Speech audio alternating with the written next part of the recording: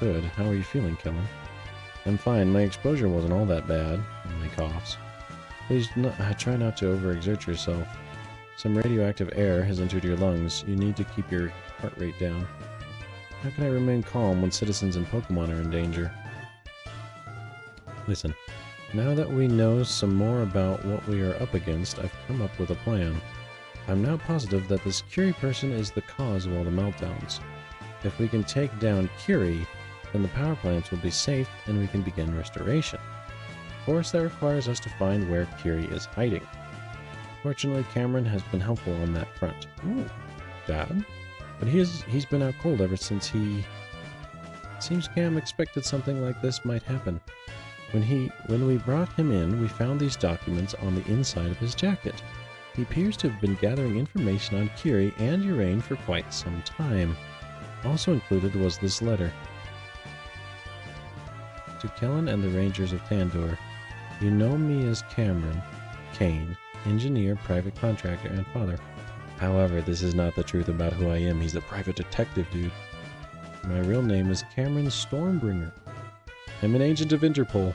Called it. 11 years ago, I returned to Tandor to investigate reports of dangerous and illegal experiments on Pokémon. In the process of my undercover investigation, I was discovered, and the criminal covered their tracks and fled. People died as a result.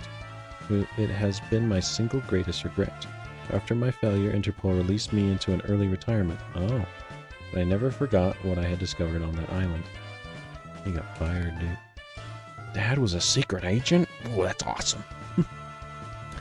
He was always a reserved sort of guy, just showed up in town one day after the accident with his kid. He never really talked about who he was or where he came from.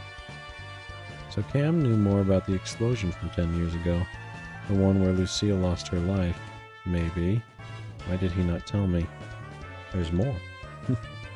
Uh-oh. Even though I was retired, I would not rest until these criminals were brought to justice.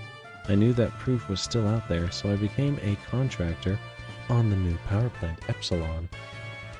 Using the construction of the new plant as a cover, I plan to investigate the site of the ruined plant to prove that what happened there was no accident. Instead, I found something else, something far more sinister. Blueprints and diagrams that detailed the creation of an artificial Pokémon. I was on the verge of having everything I needed to send a report in to Interpol, and the unthinkable happened.